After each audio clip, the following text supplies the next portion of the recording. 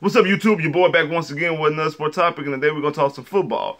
Houston Texans football. Before we get into the conversation, the topic for today, I want to start off by saying I know what y'all thinking. I already know what y'all thinking. I know it's been a while. It's been about 2 weeks, maybe a little over 2 weeks since the last video that I did. But that has stopped. Nothing has stopped. Nothing's changed. Your boy's goal for this year is to get to at least 4,000 subscribers. Last time I checked, I'm at 1,609. So I need to get to 2,000 and 3,000 before I get to 4,000 by the end of the year. And I know if I drop more, I can build my subscribers up if I drop more. But I have some business I have to take care of, and I thought it'd be better for me to handle that business now than wait in the middle of free agency, in the middle of the draft coverage, to handle what I have to handle, and I wouldn't be able to bring content to you. We might do something epic, might make a huge trade, jump up in the draft, somebody might slide, anything could happen, and I'm not able to cover it because I had somebody to take care of. So I apologize for that. But don't worry, the video is going to be coming. Like I said, free agency starts in a couple days. I think March 11th.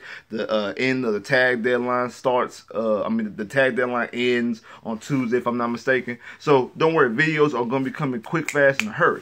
So let's talk about the conversation for today, because the Houston Texans did something by adding former Houston Texan, my favorite football player of all time, Andre Johnson, to the staff. He's some type of assistant to both Bill O'Brien and Brian Gaines.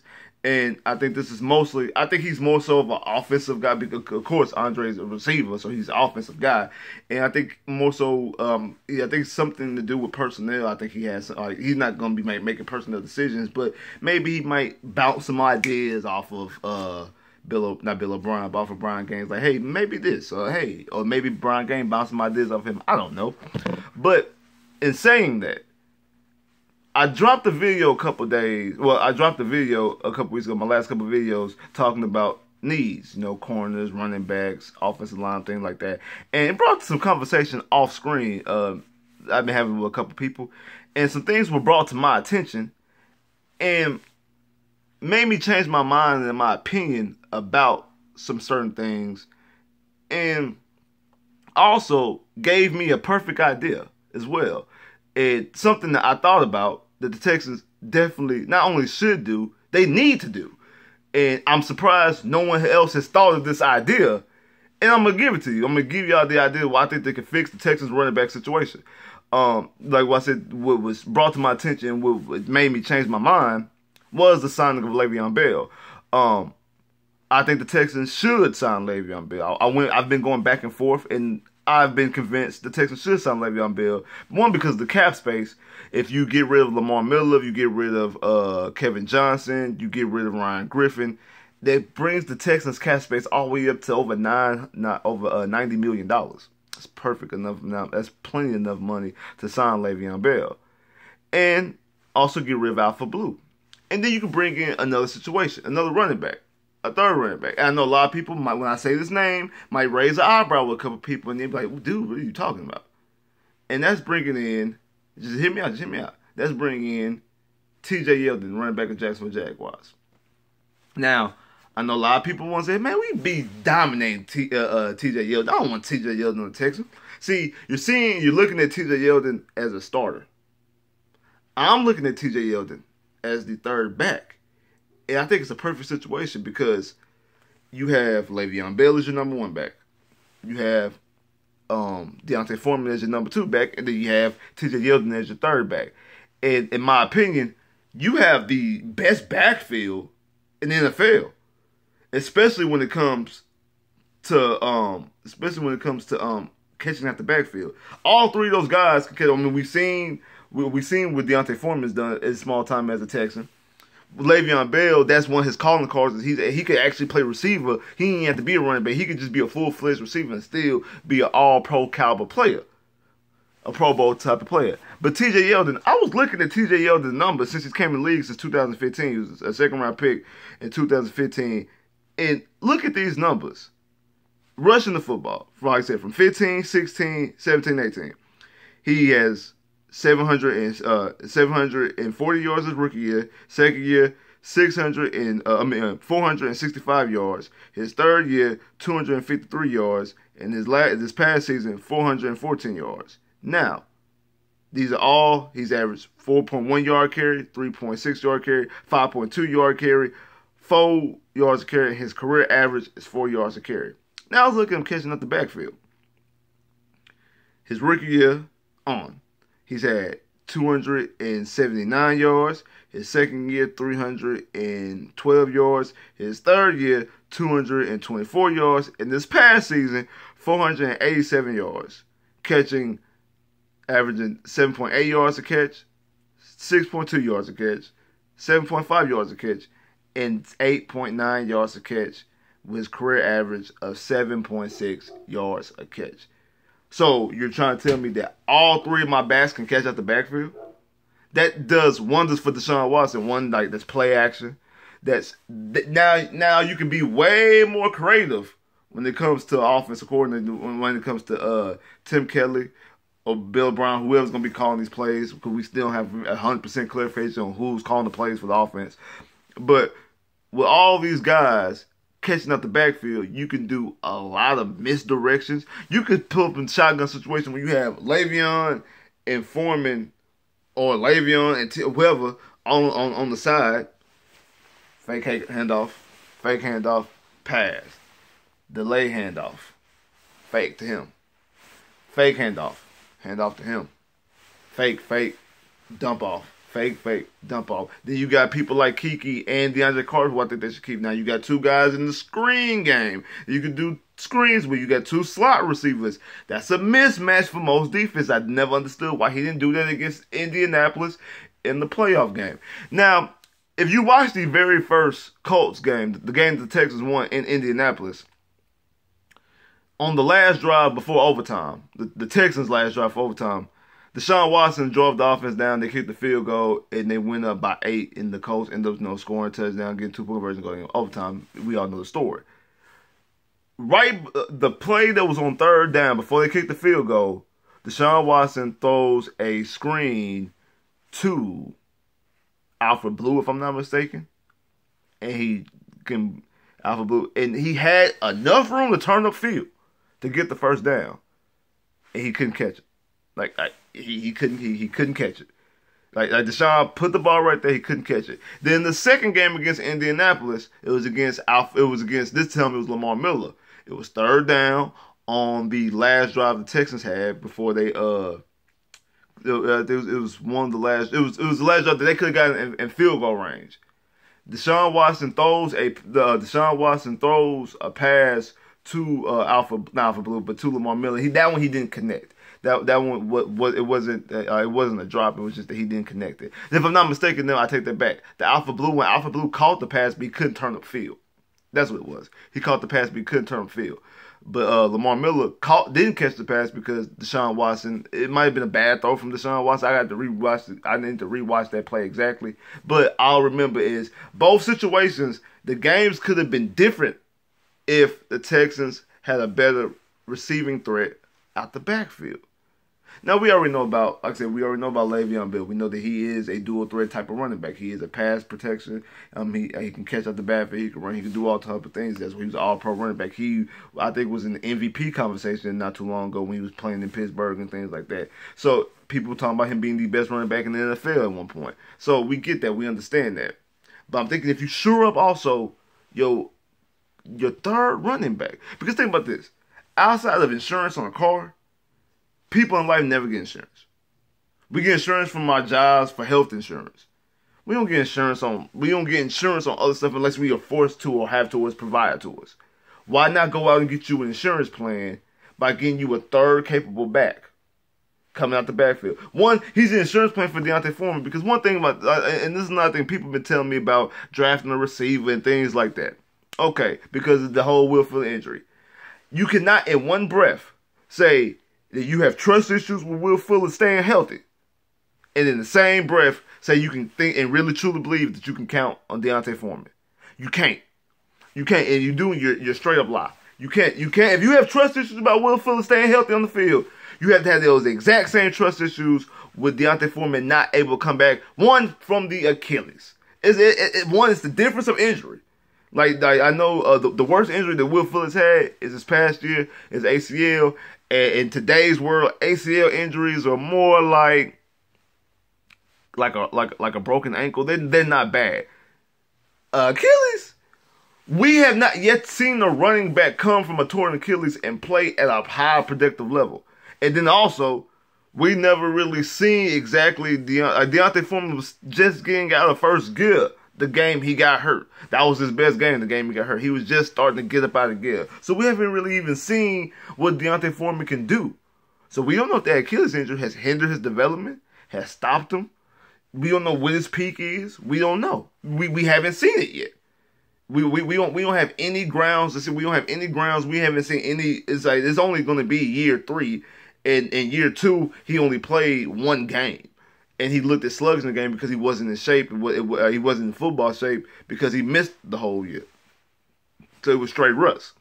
So we can't sit and go into the season blind and be like, okay, we just gonna believe in Deontay Foreman just because we just believe in Deontay Foreman, just because how he looked in his preseason as a rookie. Or the last game we seen him. It ain't like the last game we seen him at. He had 300-yard rushing, a 300-yard game, 5 rushing touchdowns, and then got hurt. Like he got hurt. He got hurt on his second touchdown. Did he have 100? I think he had 100 yards in that game. But he looked good. He looked explosive in that game against the Cardinals. Don't get me wrong. But it's not like he had a ultimately dominant performance in this a string of performances that we've seen leading up to that got us to that point. Like, we gotta be real. He caught lightning in the bottle on that point. Now I'm not saying that it is his peak, but we need to see more to full-fledged go into the season like he's our number 2 back without any insurance policies, without any insurance plans. That's all I'm saying. You get Le'Veon Bell, and then T.J. Yeldon is a double insurance plan because just in case Le'Veon Bell is a bust of a signing. One because of the rookie deal that Deshaun's on. Deshaun's only going to be in year 3 of his rookie deal. You still have his 50 option, so you have 3 more seasons till you have to pay Deshaun Watson. You can eat up a lot of the cap space in these first 2 years with Le'Veon Bell. So even if it's a disaster of a signing, you have the cap space and the flexibility to eat up that to absolve and eat up that hit. And if you also have T.J. Yeldon, that cushions and softens the blow. Not to mention if Deontay Foreman does pan out and becomes the player that we all believe him to be. And also, just to be on the safe side, just to make sure you cross all your T's, dot all your I's. I think in the 3rd round, the Texans should draft a running back. Me, I'm in the mindset, I know a lot of people say draft a quarterback every year. Me, I'm in the mindset, I think you should draft a running back every year. Not in the 1st round, 2nd round, 3rd round, but later rounds always consistently draft running backs. I like the kid out of A&M, Tavion Williams. He likes to pass protect him damn self. He comes from a pro-style offense. He likes to pass protect. He came from the SEC. You know how we are about SEC running backs. Arian Foster, Ben Tate, Dominic Davis. Like, SEC running backs do well inside the Texas organization. And you have him as your 4th back. And hey, if everything's going good, if Deontay Foreman's looking good, if T.J. Yeldon's looking good, if Le'Veon Bell's looking good, all during the preseason, all through camp, because he's a rookie, you got a hurt finger, injury reserve, and hold him for a year.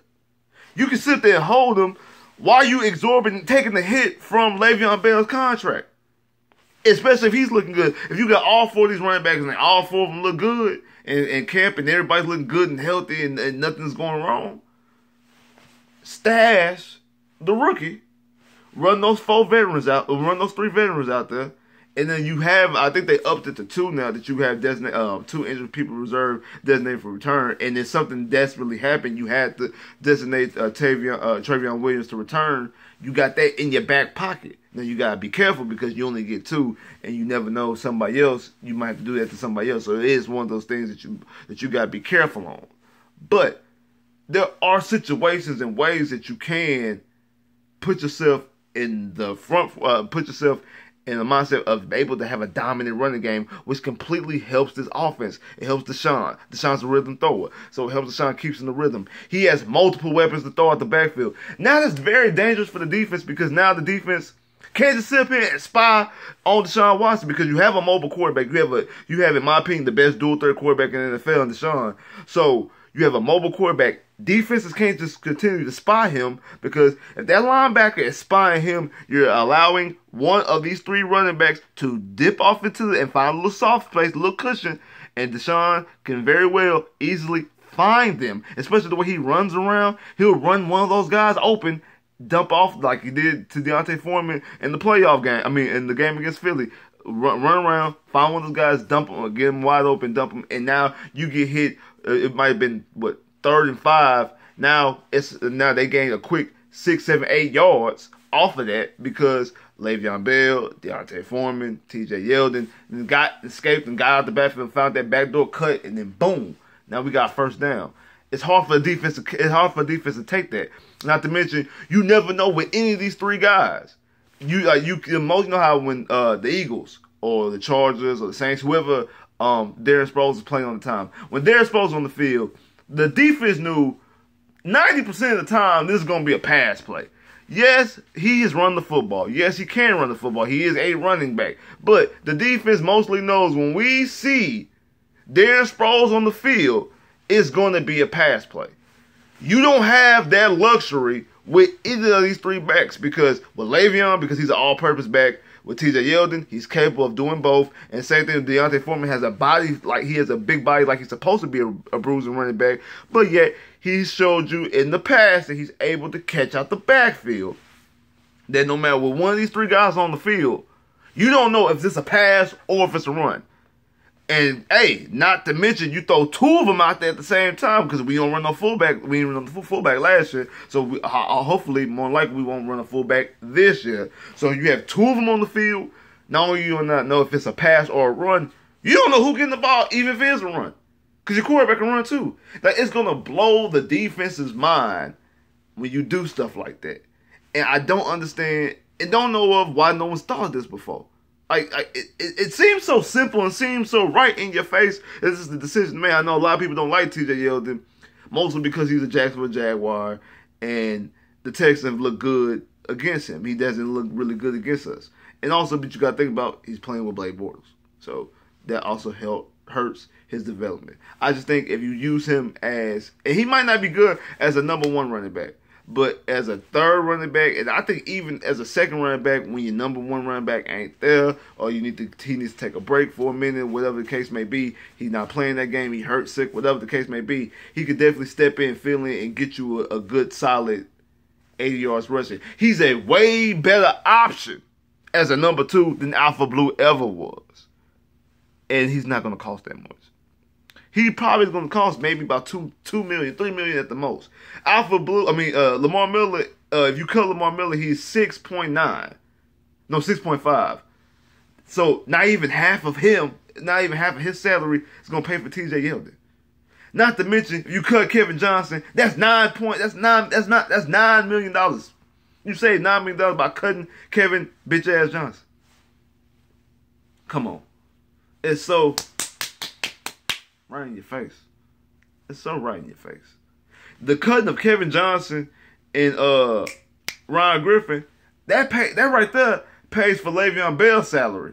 And then half of Lamar Miller pays for TJ. Like, I basically got Le'Veon Bell and TJ Yeldon just from the roster cuts. That's why this move seems so easy to do. Just off the roster, not even the salary cap space you got right now. Just off of cutting 3 players, you pay for those 2 running backs. You are and you still have money left over that's going to dump over. So you basically got those salary wise. You already got them on your team.